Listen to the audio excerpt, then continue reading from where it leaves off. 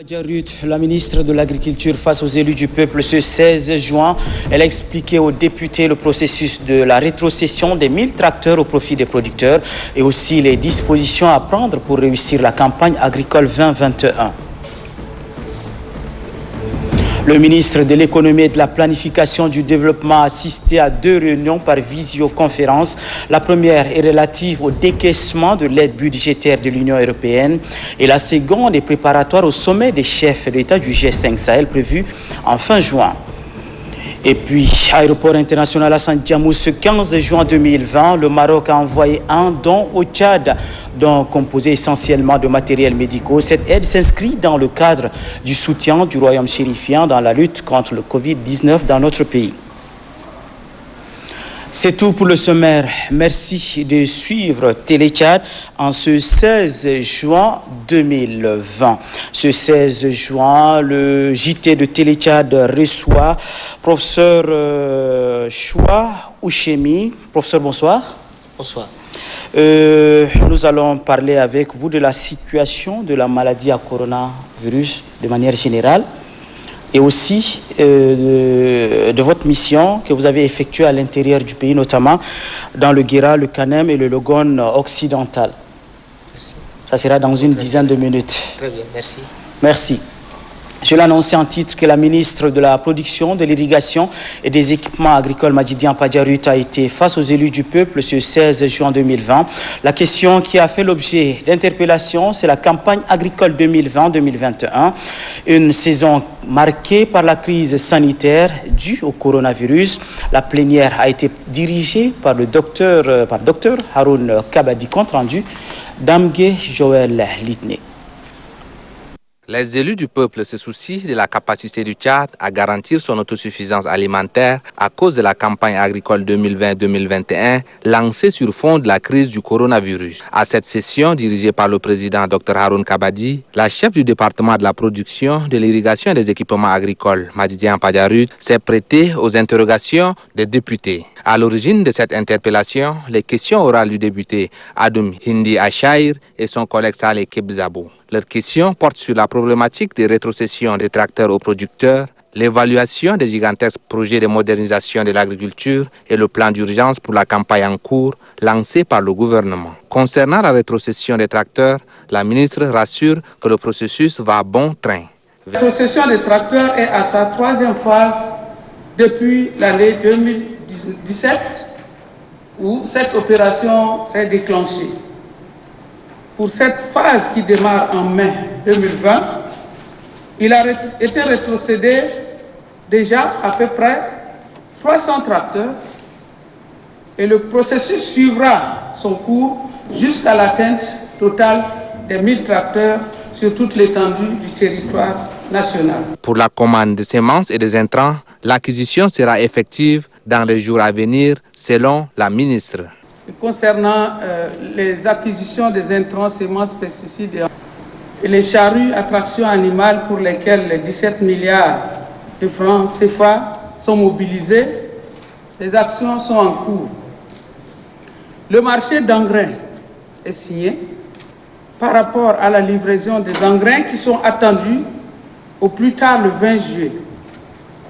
Celui des semences également se fera auprès des producteurs sémenciers qui sont sur place. Dans leurs interventions, les élus du peuple ont unanimement reconnu l'engagement personnel du président de la République Idriss Déby Itno en faveur du développement de l'agriculture. Ils ont par ailleurs sollicité la résolution des problèmes cruciaux qui constituent des bombes à retardement pour ces secteurs. Il s'agit entre autres des conflits agriculteurs-éleveurs, de l'exode rural qui vide les campagnes de leurs bras valides et de la menace des criquets pèlerins. Les députés n'ont pas perdu de vue la proposition relative à la libéralisation du secteur agricole pour laisser libre cours à la concurrence, chose qui renforcera le partenariat public-privé. À toutes ces préoccupations, Madjidian Padjarut dit prendre bonne note et promet que son département, en collaboration avec les autres ministères, œuvrera pour des réponses adéquates. Ce 16 juin est la journée de l'enfant africain. L'édition de 2020 a été commémorée au centre Dakuna Espoir. Dakuna Espoir est une association qui, depuis 2015, intervient d'urgence auprès des enfants de couches marginalisées et stigmatisées. Le centre recueille les enfants dits de la rue, se charge de leur éducation et de leur réinsertion socio-professionnelle. Célébrons les enfants et découvrons ce centre dans ce reportage de Ali Mahamat Bello. Par ces couloirs du quartier Moursal, bienvenue au centre Dakuna, lieu d'intégration des enfants de la rue. Aujourd'hui 16 juin, c'est leur journée, la journée de l'enfant africain. Des pas de danse pour dissimuler les souffrances subies, les peines qui les ont contraintes à la rue.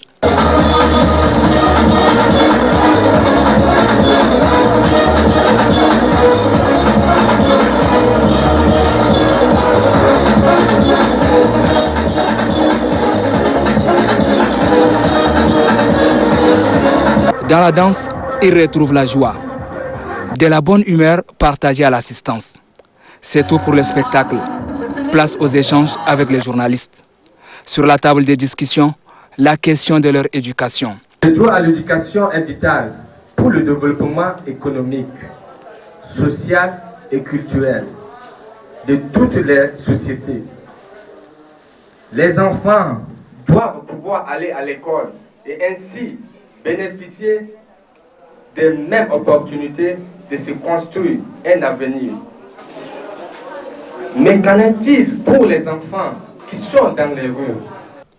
Un enfant, une famille, c'est le slogan de l'association humanitaire Dakuna Espoir. Une association qui mise sur la danse pour réintégrer les enfants abandonnés dans la rue. Ceux qui sont appelés injustement enfants de la rue, quand bien même que la rue n'a jamais enfanté. À l'occasion de la journée de l'enfant africain, le président de la Commission nationale des droits de l'homme, Djida Oumar Mahamat, accompagné d'une importante délégation de la CNDH, a visité le centre de vie Béthanie. C'est en fait un orphelinat et c'était pour faire un don de masques de protection et de vivres. Christelle Ngalamdana. La question de l'enfant au Tchad intéresse la Commission nationale des droits de l'homme, CNDH. Dans le but d'apporter sa contribution à l'épanouissement des enfants à l'occasion de la journée de l'enfant africain et s'imprégner des réalités, le président de la CNDH, Djida Oumar Mahamat, visite l'orphelinat centre de vie Béthanie. Accueilli par le responsable de cette organisation, Yagmi Dalgue Galey, le président de la CNDH a visité les différents services et a offert un don de vivres et de masques de protection. Nous, au niveau de la Commission nationale des droits de l'homme, nous n'avons pas assez de moyens pour donner aux enfants, mais le minimum qu'on a, on a voulu partager ça avec les enfants à l'occasion de cette journée qui est la leur. La Commission nationale des droits de l'homme doit s'approcher des enfants parce que c'est aussi un problème de droit, doit s'approcher des enfants pour leur donner ce qu'on peut donner et pour les assister, afin qu'au moins ils puissent transformer cette journée en une journée de fête. Le responsable de l'orphelinat ne cache pas sa satisfaction. La visite du président national des droits de l'homme est un exemple. Président, votre visite nous touche et nous vous remercions. Nous pensons que ce n'est pas pour la première fois, mais votre cœur est avec nous à Béthanie. L'ensemble du personnel, l'ensemble des CIA Tchad, France et Suisse vous remercie pour ce don que vous avez apporté. La journée de l'enfant africain a pour but d'aider à prendre conscience des conditions de l'enfant et de soutenir non seulement la reconnaissance de certains droits, mais également la protection des enfants vulnérables et la vulgarisation des mesures de protection de l'enfant au Tchad. Placé sous le thème « L'accès à un système de justice adapté aux enfants en Afrique et surtout au Tchad », la 24e édition de la journée de l'enfant africain qui se célèbre ce 16 juin 2020 est une occasion de passer en revue les actions du gouvernement tchadien en vue de garantir les droits des enfants. La situation de l'enfant au Tchad est un commentaire de Kamlar Habiba Karion. La journée de l'enfant africain est l'occasion pour chaque État et acteur concerné par la question de réfléchir sur le droit, élément important de la société, et de réfléchir sur les voies et moyens en vue de son épanouissement. Au Tchad, cette journée se commémore depuis 2002. Depuis lors, d'énormes efforts sont consentis par le gouvernement avec l'appui de ses partenaires. Parmi les actions menées, on peut citer, entre autres, le processus de mise en place d'un système de protection de l'enfant. Il se fonde sur une cartographie et une évaluation du système de protection de l'enfant conduite avec un succès. Un accent particulier est mis sur la justice pour enfants, la prise en charge des enfants vulnérables et aussi l'enregistrement des naissances. L'étude menée par le ministère en charge de la protection de l'enfant et qui a porté sur des problématiques comme les violences, les abus et négligences à l'endroit de l'enfant a permis de mieux garantir la protection de celui-ci dans toutes ses dimensions. Les efforts déployés par le gouvernement en faveur de l'enfant se traduisent également par la formation des forces de l'ordre, des magistrats et des travailleurs sociaux sur les droits et la protection de l'enfant. L'adoption d'une feuille de route pour la lutte contre le mariage d'enfants et les mutilations génitales féminines, d'une stratégie intérimaire de justice pour enfants et l'élaboration d'un plan d'action pour l'amélioration du système d'état civil complète la liste non exhaustive des actions au profil de cette couche de la société. En somme, le gouvernement a fourni d'importants efforts tendant à garantir le bien-être de l'enfant. Cependant, des défis restent à relever. Chapitre lutte contre le coronavirus de ce journal, je l'annonçais en titre que le Maroc a envoyé un don au Tchad, donc composé essentiellement de matériels médicaux. Cette aide s'inscrit dans le cadre du soutien du royaume chérifien dans la lutte contre le Covid-19. La cérémonie s'est déroulée en présence du ministre de la Santé publique et de l'ambassadeur du Maroc au Tchad, Varilach. C'est un élan de solidarité et de fraternité que manifeste le royaume chérifien du Maroc par son président, Sa Majesté, le roi Mohamed VI, à travers cet important don composé des matériels sanitaires et de protection contre la maladie à coronavirus. Tous ces produits sont fabriqués au Maroc par les entreprises nationales suivant les directives de l'Organisation mondiale de la santé. L'ambassadeur du Maroc au Tchad, Abdelatif Eroja, vante le mérite du don de son pays en faveur du Tchad. Cette aide médicale est aussi un geste fort qui vise non seulement le renforcement des relations séculaires entre le peuple marocain et le peuple tchadien, mais la consolidation de la coopération et de la solidarité entre les deux pays frères.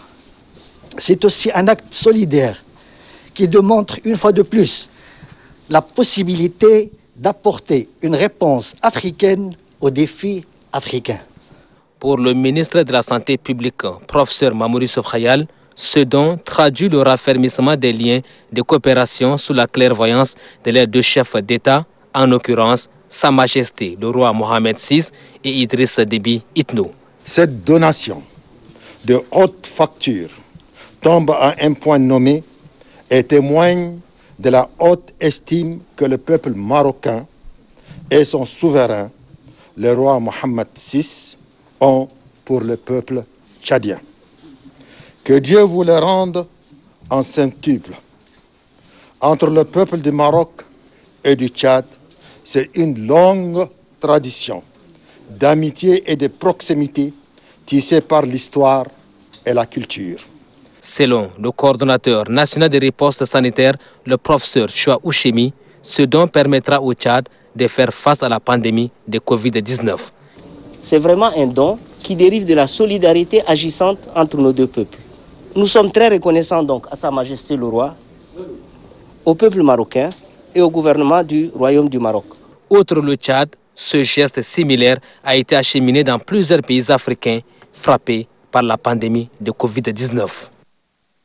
Merci Varilach. Un point pour retrouver notre invité de ce soir. Je rappelle que nous recevons sur ce plateau professeur Choua Ouchemi. Il est le coordonnateur national de riposte sanitaire contre le Covid-19. Professeur, une fois de plus, bonsoir. Bonsoir. Vous avez suivi dans ce reportage, le Maroc assiste donc le Tchad, apporte sa contribution dans la lutte contre le Covid-19. Quelle appréciation faites-vous de... Absolument, c'est une appréciation, c'est une très bonne appréciation. Et le royaume chérifien, par un élan de solidarité, a voulu participer également à la lutte contre la Covid-19 dans notre pays et un lot de matériel extrêmement important, surtout de matériel de protection individuelle et puis des traitements ont été acheminés hier soir et vraiment nous avons eu le très grand plaisir de recevoir ce matériel avec Monsieur le ministre de la Santé publique et son Excellence ambassadeur du Maroc au Tchad. Ok, professeur, vous avez fait un tour à l'intérieur du pays, notamment dans le Guéra, le Kanem et le Logone occidental. Qu'avez-vous constaté dans le domaine de la lutte contre le Covid-19 dans ces différentes provinces du pays? Nous avons eu effectivement l'opportunité d'effectuer une mission de terrain en accompagnant le ministre chargé, le ministre de la communication, porte-parole du gouvernement, et monsieur le ministre de l'administration du territoire. Et le ministre de la communication est également président de la sous-commission sensibilisation dans le cadre du comité de gestion de crise. Et donc le message qui était apporté par le chef de délégation était celui d'informer au niveau des régions, de les sensibiliser sur les mesures barrières et également de prendre des dispositions pour qu'il n'y ait pas une circulation transfrontalière. Et ces trois régions sont également les régions où l'épidémie sévit le plus en dehors de N'Djamena. Et donc nous sommes allés nous rendre compte de visu comment est gérée la situation sanitaire. Et nous avons aussi pris, disons, le pouls de la situation en ce qui concerne l'observance des mesures barrières. Justement, professeur, vous avez parlé de la capacité sanitaire de ces provinces. Quelle est donc justement la capacité de prise en charge des malades du Covid-19 dans ces provinces? Bon, la capacité de prise en charge est bonne. Il faut vraiment dire à tous nos concitoyens que de faire confiance au personnel de santé et au système de santé du pays qui, jusqu'à présent, a bien pris en charge les patients affectés de Covid et il n'y a pas d'invention. C'est quelque chose qui se prépare de manière professionnelle, méticuleuse. Il y a des protocoles qui sont appliqués, des protocoles qui vont de comment on doit s'habiller en tant que soignant à comment on doit se laver les mains, comment on doit traiter ces malades et quand on a un malade, comment définir le malade, pourquoi on dit qu'il est malade, comment on gère les contacts de ce malade. Il y a tout un cheminement et nous avons constaté qu'au niveau des provinces, il y a la définition de la maladie, la prise en charge des cas qui sont des malades et aussi la mise en quarantaine des cas contacts. Tout cela de manière vraiment très logique. Donc tout est respecté. C'est bien respecté. Mais quand même, le Covid sévit dans ces provinces. Absolument. Il sévit et ce que nous avons constaté, c'est que les mesures barrières ne sont pas respectées. Par la population. Par la population. Et cela nous inquiète. Cela nous inquiète à plusieurs titres. D'abord parce que il vaut mieux prévenir cette maladie, ne pas la faire venir, disons, en hospitalisation forcée. Et les moyens que nous avons sont les moyens de la prévention et ce sont les mesures barrières. Donc, se laver fréquemment les mains, porter le masque, observer une distance, ne pas se saluer avec les mains. Et ces mesures simples préviennent très efficacement la maladie. Elles ont déjà fait leur preuve partout au monde. Et nous, il faut qu'on s'approprie de ces mesures et qu'on pense que la prévention qui fonctionne très bien ailleurs va fonctionner aussi chez nous. Il faut que nos parents se rendent compte que ça, c'est vraiment capital. Ok. Professeur, beaucoup de gens pensent que la pandémie baisse eu égard à la chute des taux de décès ces derniers jours. Que conseillez-vous donc au personnel soignant et à la population face à cette pandémie? Effectivement, ces dernières semaines, il y a une tendance baissière. C'est-à-dire que depuis ces dernières semaines, l'on constate qu'il y a effectivement peu de cas de décès. Mais ça, c'est un phénomène qui est normal dans l'évolution d'une épidémie. Il ne faut pas se leurrer. Au personnel de santé et aux personnes en général, ce qu'il faut dire, c'est ne pas baisser les bras, ne pas penser que l'épidémie est en train de finir. En Chine, pendant 2 mois, il n'y avait pas de cas de Covid positif. On avait pensé que c'était fini. Effectivement, mais depuis 2-3 jours, on commence à confiner des quartiers de la capitale Beijing. Et cela est déjà arrivé aussi historiquement dans d'autres épidémies. Donc, pour nous, traitants, nous pensons que c'est l'évolution normale en dents de scie qui peut durer même des semaines. Mais il faut prendre garde. Ça peut ressurgir. Absolument. C'est même presque normal que ça puisse ressurgir. Donc, il ne faut pas se leurrer et penser que c'est fini, l'épidémie est finie. Non, non, elle n'est pas finie. Ok. Professeur, la société a tendance à rejeter les guéris du Covid-19. Qu'est-ce qui explique cette stigmatisation? J'ai vécu une situation de stigmatisation pas plus tard qu'hier. Donc, un infirmier qui travaille avec nous à l'hôpital a été affecté de la maladie. C'est une personne extrêmement joviale, disponible, très connue au quartier et qui a fait la maladie il y a 2 mois. En causant, il nous a dit que les gens le fuyaient et qu'il y a des personnes qu'il a normalement fréquentées mais qui le fuient, qui ne le fréquentent plus. Donc ça, c'est une tendance généralisée. La stigmatisation dérive de la peur. C'est-à-dire que cette personne qui a eu une maladie qui est gérable médicalement, les docteurs l'ont soignée et ils ont estimé que cette personne est guérie. Parce qu'il y a des critères de guérison qui font qu'on libère cette personne même de l'hôpital. Une fois que cette personne est sortie de l'hôpital, il y a un quitus pour dire vous pouvez être en contact avec les autres personnes, vous n'êtes pas un danger. Donc il faut que les gens aient confiance en la médecine et aux personnes qui ont soigné cette personne malade. Et il faut la traiter normalement. D'ailleurs, compatir même, c'est votre ami qui a passé un mauvais moment. Vous n'allez pas l'abandonner parce que vous pensez qu'il va vous faire quelque chose. La population a aussi peur peut-être de contracter cette maladie. Effectivement.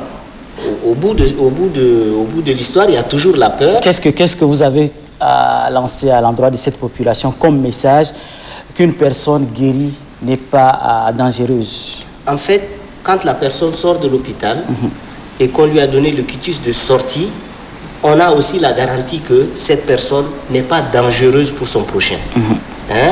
Vraiment, il faut avoir confiance au personnel soignant et qu'on ne va pas lancer des bombes comme ça dans la ville parce que c'est potentiellement dangereux. Et donc, nous tous, on veut se préserver de la maladie, donc on ne va pas sortir quelqu'un qui potentiellement peut être un danger pour les autres. Il peut y avoir la peur parce qu'on ne connaît pas. Mais nous, notre travail de traitant, de médecin, c'est aussi celui de conseiller. Certaines fois, il y a des malades qui viennent se faire traiter pour une maladie donnée. Ben, vous entretenez ce malade-là pendant une demi-heure de causerie, d'explication. Elle peut être soulagée. Et il faut aussi la convaincre qu'on ne traite pas seulement en donnant des comprimés, on traite aussi avec les conseils. Et sur la base de ça, il faut qu'il y ait la confiance. Voilà. D'ici le 25, professeur, les cours vont reprendre. Parlez-nous des dispositions utiles à prendre sur le plan sanitaire. Il est vrai qu'il a été décidé donc que les cours vont reprendre, pas pour toutes les catégories d'apprenants, pour certaines classes d'examen, notamment dans les collèges et les lycées, et puis au niveau du supérieur, certaines catégories, niveau genre master et doctorat, et certaines licences pour des facultés qui ont fait un certain nombre d'heures. Et le maître mot ici, c'est limiter le nombre d'apprenants par classe, les distancier, c'est-à-dire qu'il faut qu'ils soient séparés d'au moins 1 mètre, et ce qui fait que le nombre d'apprenants par classe va diminuer. Donc ils vont les organiser par vague. Ils peuvent les organiser par vague, effectivement, c'est-à-dire une classe de 100, on ne peut pas maintenir une classe de 100 étudiants. Peut-être qu'on va faire 2 classes de 50 si elle est très espacée, ou bien 3 classes. Il faut absolument que ces apprenants-là se lavent les mains à l'eau et au savon. Il faut qu'il y ait un masque pour les apprenants et pour les enseignants. Et il ne faut pas des regroupements. Par exemple, au cours des récréations ou des pauses, il ne faut pas des rassemblements qui puissent occasionner une circulation du virus. Ça ce qui est de la reprise des cours. Qu'en est-il des lieux de culte si le comité de gestion de la crise sanitaire venait à autoriser la réouverture? De l'expérience d'autres pays et de ce que dit aussi la littérature, parce qu'il faut lire, il faut se documenter. Pour la prière des musulmans, il faut que les fidèles aient un tapis de prière. Chacun? Chacun. Idéalement, chacun. Qu'ils fassent les ablutions avant de venir à la mosquée. Quand c'est la prière du vendredi, donc ablution avant de venir à la mosquée, on est déjà prêt. On arrive avec son tapis. Il faut que la khutbah soit limitée, 15 de minutes, c'est suffisant. Et il faut aussi que, après et tout le monde doit porter le masque, il faut être distancié d'1 mètre. Il y a eu des images très belles de prières à la Mecque ou dans une grande mosquée de Istanbul qui sont sorties dans la presse. Et donc, distanciation, masque, tapis de prière, et il ne faut pas se donner la main après la prière, et il ne faut pas se rassembler au-delà de ce qu'il faut pour le moment de la prière. Ok, la situation. Et puis, pardon, chez les chrétiens, chez les chrétiens, la messe dure longtemps. La messe dure 1 heure, 1h30 jusqu'à 2 heures. Et il y a certaines fois des messes qui sont dites en différentes langues. Le rite est fait en différentes langues. Donc dans ce cas aussi, l'organisation voudrait que pour un rite, on limite le nombre de fidèles dans les paroisses, qu'il y ait la distanciation, qu'il y ait le lavage des mains avant d'entrer dans le lieu de culte, et que le masque soit obligatoire pour tout le monde. Ok, professeur, pour sortir, est-ce que vous pouvez nous rappeler la situation de la pandémie ce 16 juin? Bon, la situation de la pandémie, par rapport à une des questions que vous avez posées tout à l'heure, quand on regarde la carte des pays qui nous entourent, le Soudan, on est à 7000 et plus de cas. Nigeria, on est presque à 11 000 cas. Le Cameroun, à peu près, on est dans les 10 000, 9 000 aussi. Et donc cela veut dire qu'on est quand même entouré de pays où l'épidémie est beaucoup plus flagrante que chez nous. L'épidémie se transmet par l'air. Donc, il ne faut pas baisser les bras. Ça peut arriver à tout moment. Ça, c'est autour de chez nous. Actuellement, l'épicentre de l'épidémie est aux Amériques. Brésil, États-Unis, etc. L'Europe est en train de se déconfiner, presque totalement. Mais vous savez, avec la Covid, on apprend tous les jours. La preuve, c'est ce que je vous disais tout à l'heure de la Chine. On pensait que la situation était déjà dominée. Heureusement que les précautions ont toujours été prises.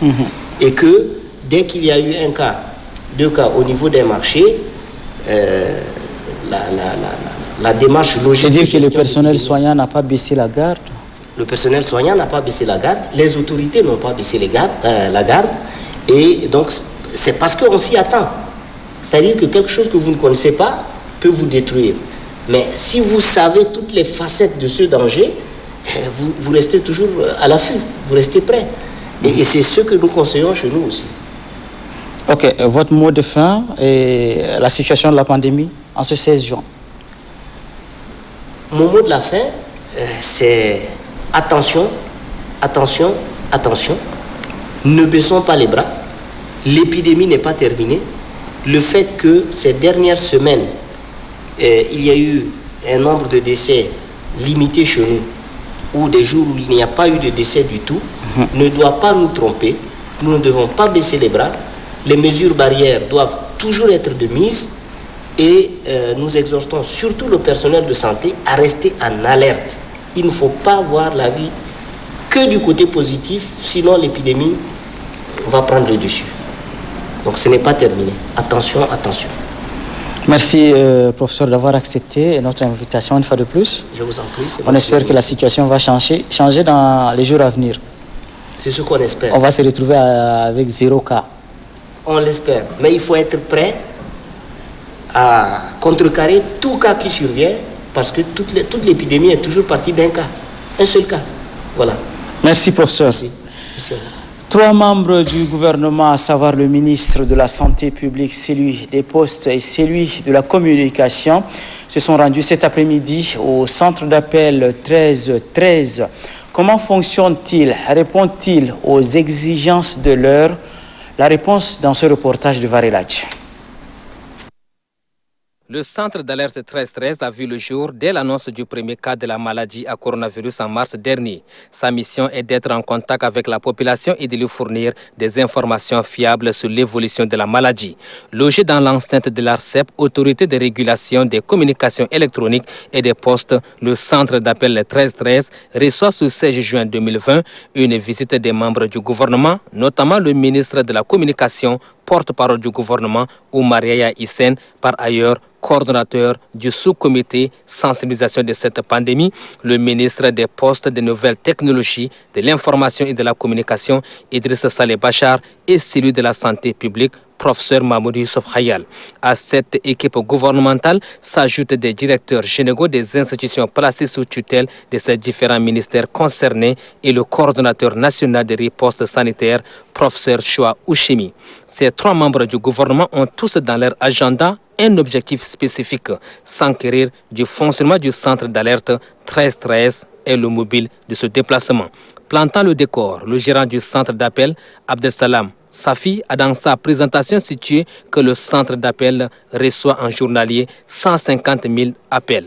Aujourd'hui, avec l'appui du gouvernement et des téléphonies mobiles, le centre s'est modernisé afin d'accompagner le gouvernement dans son combat d'éradication de la pandémie. Après cette brève présentation, l'équipe gouvernementale ayant à sa tête le coordonnateur du sous-comité sensibilisation de Covid-19, le ministre de la Communication, porte-parole du gouvernement, Oumar Yahya Hissène, s'est rendu dans la salle d'appel pour constater des vies sur le fonctionnement de ce service. Occasion pour lui d'apprécier le travail que fournit le personnel. Au départ, on a eu pas mal de difficultés pour contenir les appels, mais par la suite, je crois que par habitude, les gens ont compris que c'est une nécessité et que même les appelants ont modernisé un peu leur comportement, se sont disciplinés. Et donc voilà le résultat qu'on a eu, c'est qu'ils reçoivent 15 000 appels par mois, donc ce n'est pas une mince affaire. Et ça nous a permis de niveler un peu notre manière de faire et d'aboutir à un bon résultat. Ce qui nous a amené à visiter la maison. Et l'autre aspect, c'est qu'il faut relever que nos partenaires ont renforcé les capacités, ils ont amélioré le dispositif. Et donc les difficultés ne sont pas comme avant. Et les téléconseillers sont en train de travailler dans les bonnes conditions avec des équipements haut de gamme et une manière très fluide pour permettre à ce qu'on ait de bons résultats. Du côté du coordonnateur national de riposte sanitaire, professeur Choua Ouchimi, la mise en place de ce centre relève d'une importance capitale. Actuellement, le centre est capable de traiter plus de 400 000 appels par mois, ce qui fait une moyenne de 5 à 7 000 par jour. Et ces appels, le nombre va augmenter. La communication va être nettement plus fluide et ce sera au grand bénéfice de ceux qui appellent, parce que l'alerte en épidémiologie, c'est la porte d'entrée pour pouvoir prendre en charge la maladie. Donc c'est très important que le centre d'appel...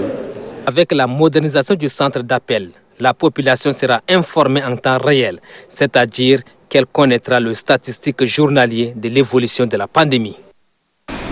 L'actualité ce 16 juin est également marquée par la participation du ministre de l'économie et de la planification du développement, Dr Issa Doubragne, à 2 réunions de haut niveau via visioconférence. La première est relative au décaissement de l'aide budgétaire de l'Union européenne dans le cadre de la lutte contre le Covid-19. La seconde, c'est une réunion des ministres de l'économie des pays membres du G5 Sahel. Cette réunion prépare le sommet des chefs d'État du G5 Sahel et la France prévue en fin juin, nous dit la Chakbe Paba Médésiré. Cette visioconférence, la deuxième du genre, a regroupé les ministres de la santé publique, des finances et du budget, de la production agricole, de l'économie, de l'éducation nationale, de la présidente de la Chambre des comptes et des partenaires financiers et techniques de l'Union européenne. À cette réunion virtuelle, il a été essentiellement question de l'examen de la possibilité de décaissement de la deuxième tranche de l'aide budgétaire relative à la lutte contre la Covid-19. Un appui de l'Union européenne à hauteur de 20 milliards de nos francs. La première tranche étant décaissée, il ne reste que les 11 milliards.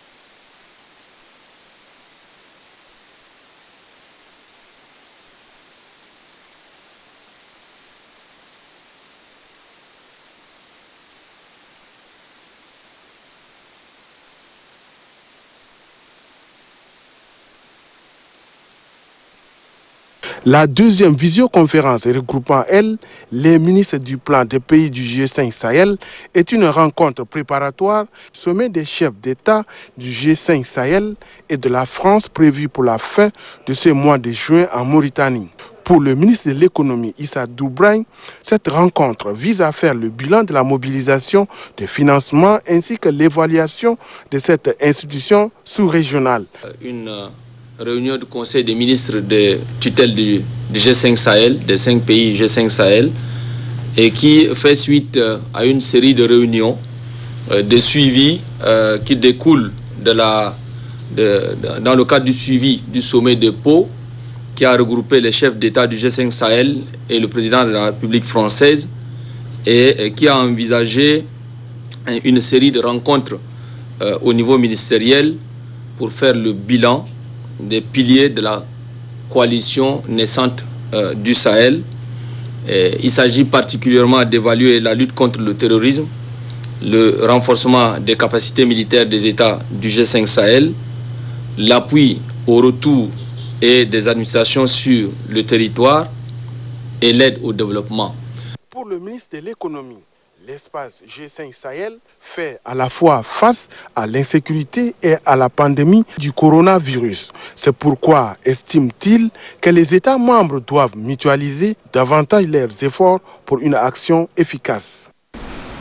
L'actualité en lien avec le Covid-19, toujours le projet Suède section du CANEM a remis un lot de matériel à la province dans le cadre de la lutte contre le Covid-19. C'est le gouverneur Hassan Terab qui a réceptionné ce don.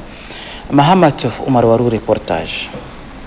Le projet pour l'autonomisation des femmes et des dividendes démographiques au Sahel, Suède-Tchad, en partenariat avec l'ONG Adesol, a mis à la disposition des délégations de l'éducation nationale, de la santé, des affaires sociales et du comité de gestion des crises sanitaires 110 dispositifs de lavage des mains, 70 cartons de savon liquide, 90 cartons de savon linge, 67 cartons de mouchoirs, 2600 cache-nez et plus de 3000 affiches pour permettre de faire la sensibilisation. Remettant ce don, le chargeur de communication de Suède, Fadul Adoum Awad, a dit que la propagation rapide de cette pandémie à travers les provinces a entraîné de graves perturbations sanitaires, économiques et sociales. Pour lui, cet appui aidera les différentes délégations, surtout l'éducation, avec la reprise des cours à contribuer à atténuer l'impact négatif de la pandémie de la Covid-19. Et ceci, parmi les filles et les femmes cibles primaires du projet qui sont exposées et rendues davantage vulnérables par la crise. Recevant ce matériel, le gouverneur de la province du Kanem, Hassan Terab, déclare que c'est au moment difficile qu'on connaît les vrais amis. Ce projet a à tout temps accompagné le gouvernement. Ces matériels seront équitablement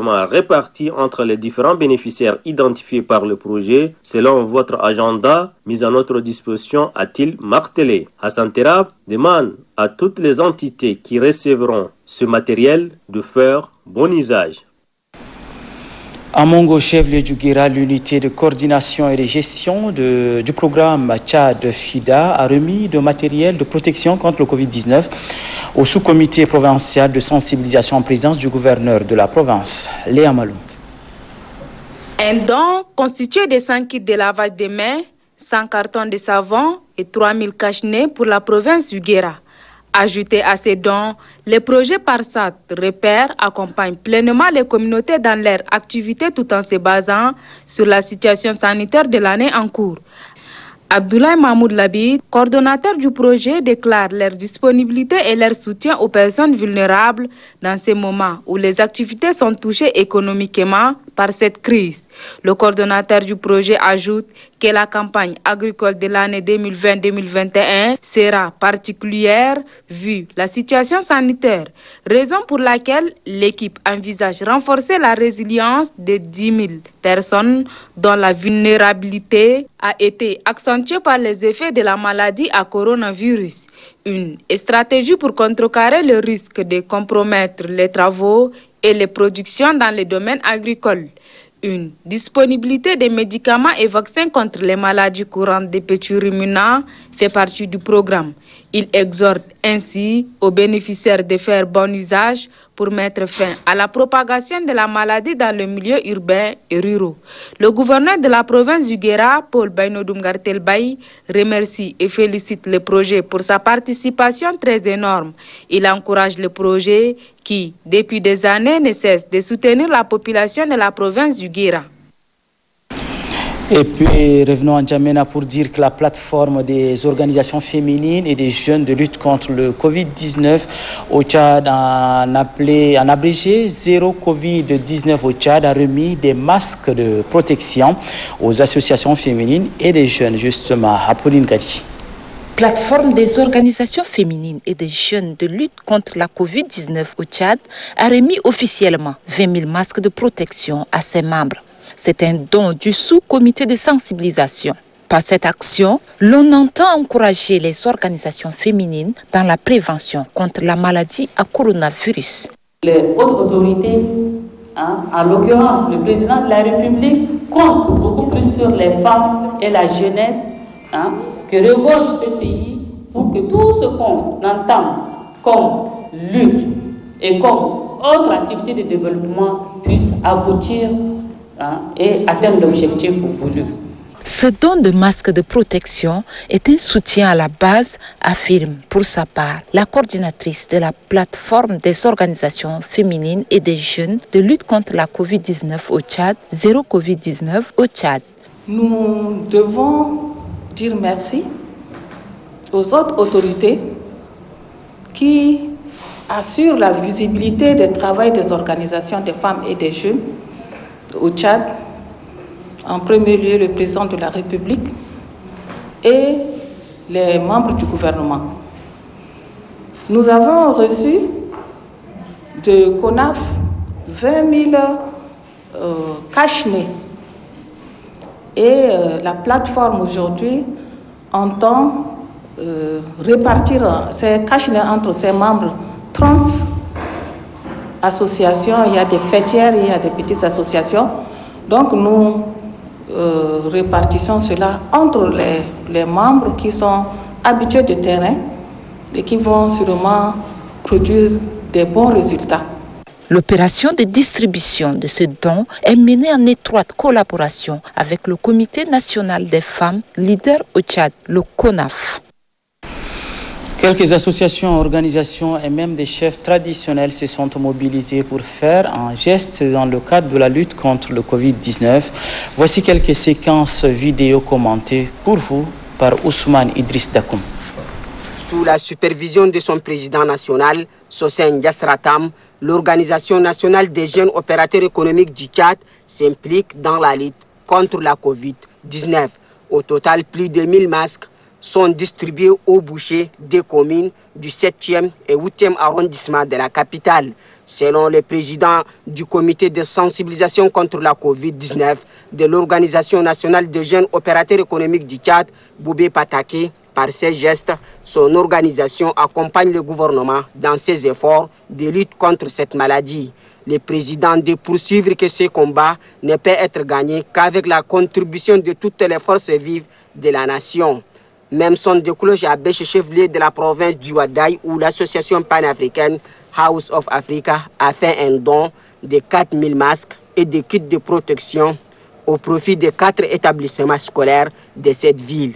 Il s'agit de l'université Adam Barka d'Abéché, du lycée Hissène Mohamed Itno, de l'école Boustan Al-Arifine et du lycée féminin.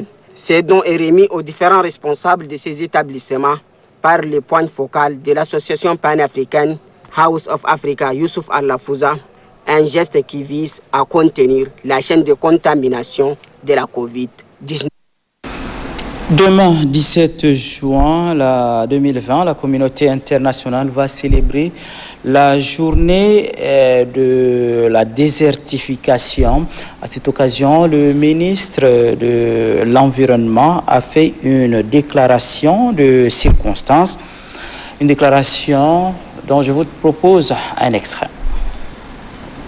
À l'instar d'autres pays du monde, notre pays, le Tchad, célèbre chaque année le 17 juin la journée mondiale de lutte contre la désertification et la sécheresse. Cette édition 2020, placée sous le thème « Aliments, fourrages et fibres », se célèbre dans un contexte sanitaire mondial critique lié à la pandémie du Covid-19, pour lequel le strict respect des mesures barrières édictées par les plus hautes autorités de la République demeure de rigueur.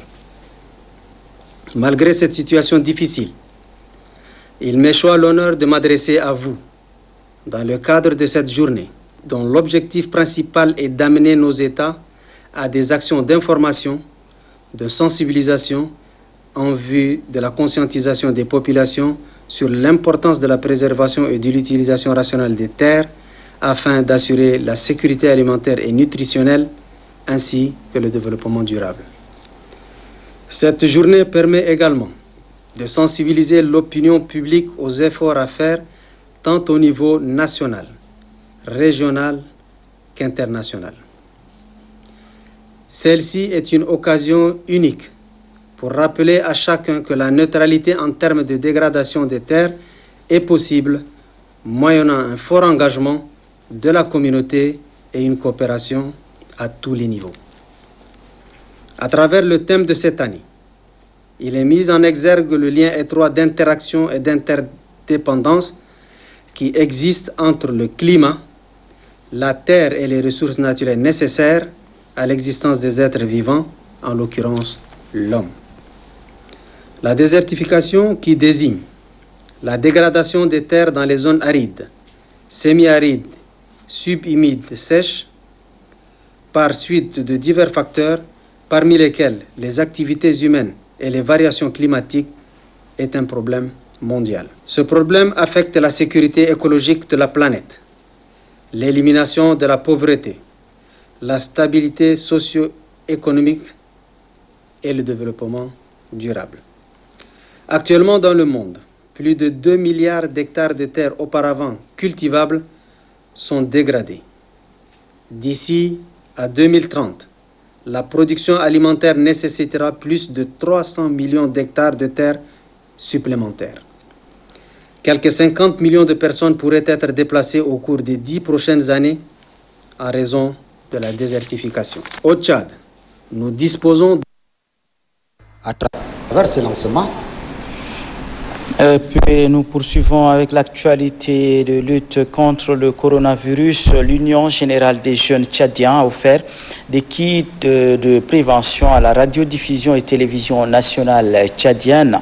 Et on en parle avec Abdelaziz Oumar Hassaballa. L'élan de solidarité qu'a suscité la maladie à coronavirus se renforce. C'est dans ce cadre que l'Union générale de jeunes tchadiens, UGJT, avec l'appui du ministère de la Santé publique, a remis des kits de prévention à la télévision nationale tchadienne et à la radiodiffusion nationale tchadienne. En remettant ces kits composés de gel hydroalcoolique, de masques de protection, du savon liquide et eau de javel au directeur de la télé Tchad, le président de l'UGJT, Ali Fadel Guiderke, a salué les efforts fournis par l'Office national de médias et audiovisuels ONAMA dans la sensibilisation, se traduisant par la vulgarisation de mesures barrières édictées par le gouvernement. Pour le directeur de la télé Tchad, Baïdegim Elon, malgré les risques, les journalistes et les techniciens sont à l'avant-garde depuis la notification du premier cas de Covid-19. À la radiodiffusion nationale tchadienne, le même lot de kits a été réceptionné par le sous-directeur de l'information, Mahamat Moussa Abamishehip, qui a loué l'acte de citoyenneté et de solidarité de membres de l'UGJT. Face à cette pandémie, l'UGJT ne peut rester insensible, précise son secrétaire général, Malou Moussa Malkayaï. Créée en 2013, l'Union générale de jeunes tchadiens se fixe comme objectif la sensibilisation, la formation et la réinsertion de jeunes dans divers domaines. Le conseil communal du MPS, la Confédération libre des travailleurs tchadiens et le collectif des associations et mouvements des jeunes du Tchad ont aussi apporté leur contribution dans cette lutte contre le coronavirus. Abami Mustafa. Les membres du conseil communal du mouvement patriotique du salut du 7e arrondissement poursuivent leur campagne de sensibilisation contre la propagation de la Covid-19.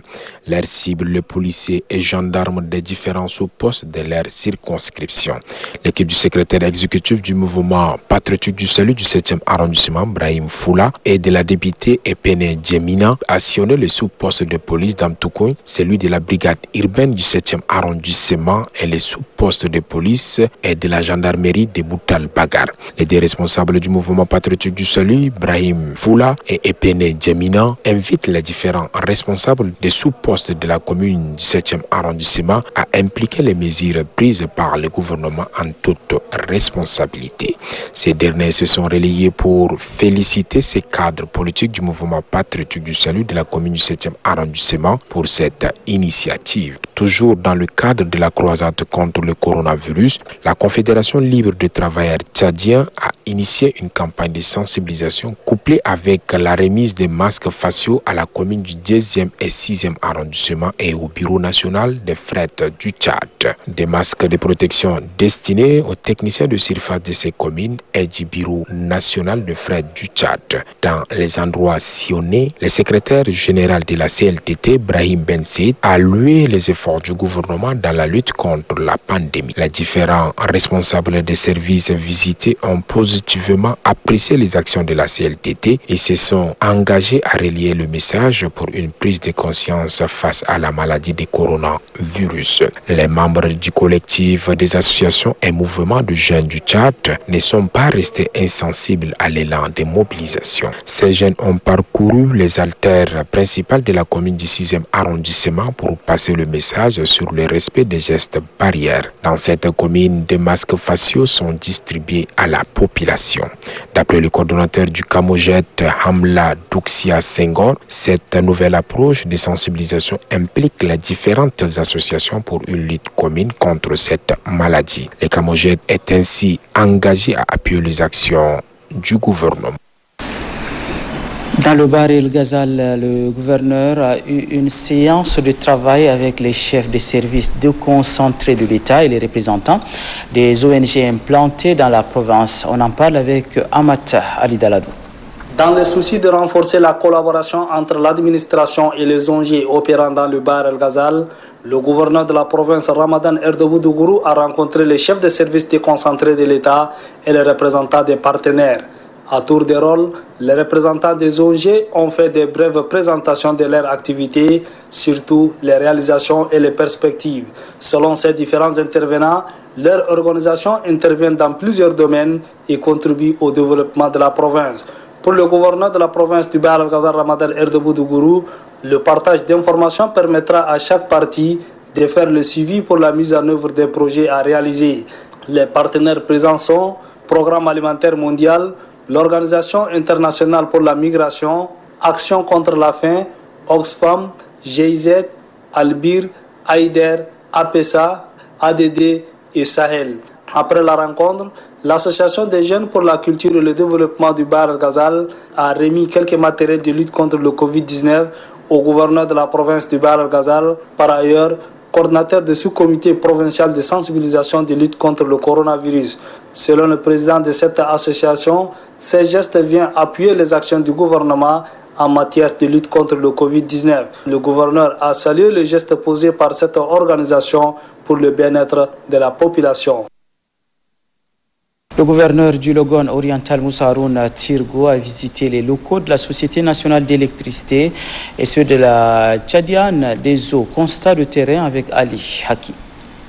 Depuis la gratuité de 3 mois d'électricité et 6 mois de l'eau accordés gracieusement par le chef de l'État Idriss Déby Itno, la Société tchadienne des eaux et la Société nationale d'électricité, agence de Doba, peinent à approvisionner normalement la population du Logone oriental.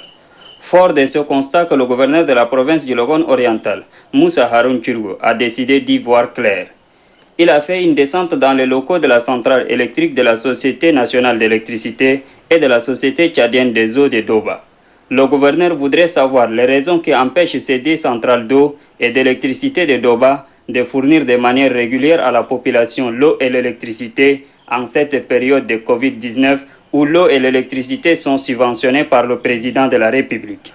À la centrale électrique de Doba, le gouverneur guidé par le chef de service d'exploitation a visité les différentes salles qui abritent les installations électriques. Là, Belelum Taojob, chef de service d'exploitation de la Société nationale d'électricité, fait savoir au gouverneur que la centrale électrique de Doba, inaugurée depuis 2005, est confrontée à des difficultés qui se résument autour du manque de pièces de rechange pour le groupe électrogène en panne, tandis que le grand groupe électrogène qui alimente toute la ville de Doba consomme une grande quantité de gasoil. Du côté de la Société tchadienne des eaux, Adam Bahid Abdoulaye, chef des centres STE de Doba, plaide pour la dotation de son centre de pompes de bonne qualité pouvant fournir à la population de l'eau potable. Pour la sécurité des matériels et du personnel, Adam Bahid Abdoulaye sollicite l'appui du gouverneur pour la clôture du centre de la Société tchadienne des eaux de Doba. Moussa Haroun Tirgo demande à tous les responsables d'entreprendre les démarches nécessaires pour que la population de la province du Logone oriental bénéficie de la gratuité d'eau et d'électricité décidée par les plus hautes autorités afin de juguler les effets de la pandémie à coronavirus.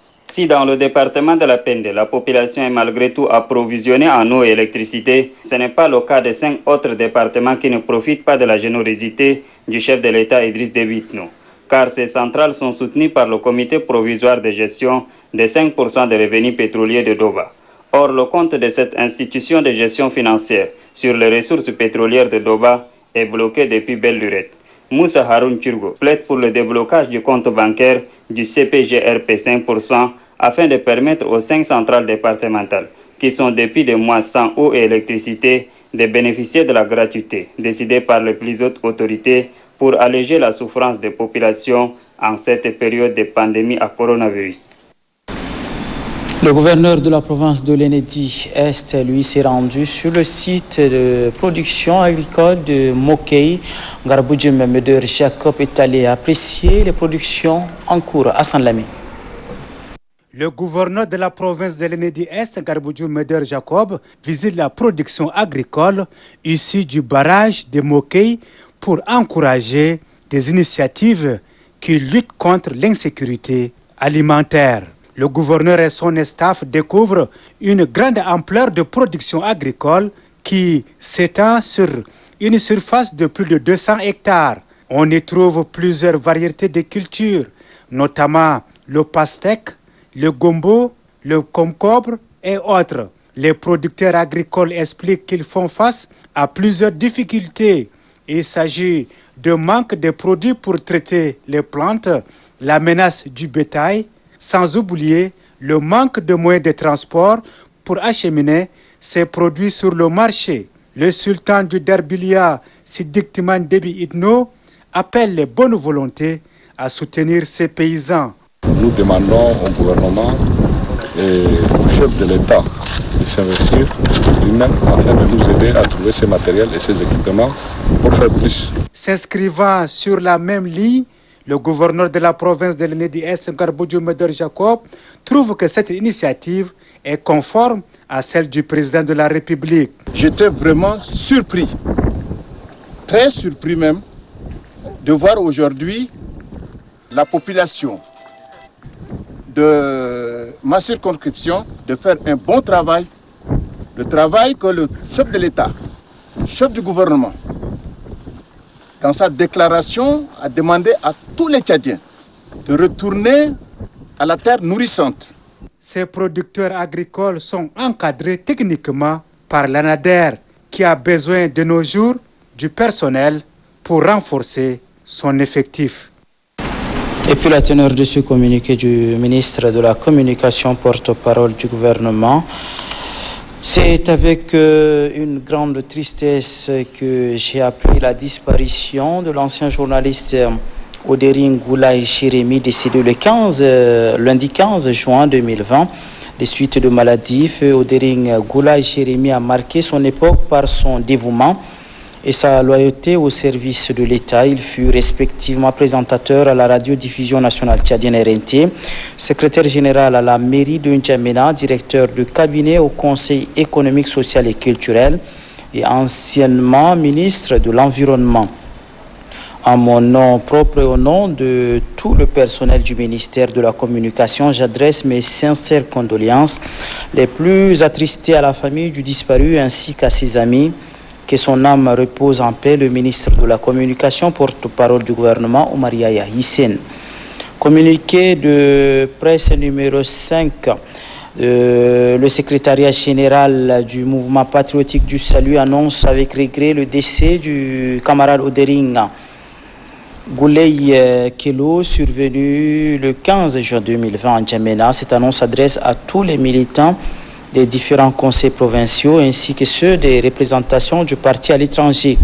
Odering Goulaye Kelo fut un militant convaincu qui a mis tout son temps et son savoir-faire au service de sa formation politique. Le mouvement patriotique du salut, sa disparition laisse au sein du MPS un vide difficile à combler.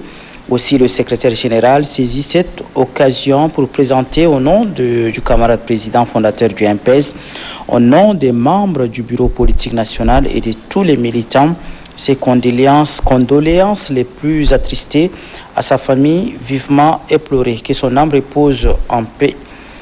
Le secrétaire général, le directeur général de l'administration du parti, Mahamat Nabia. Sur ce, mesdames et messieurs, c'est referme à cette édition. Merci à vous de l'avoir suivi.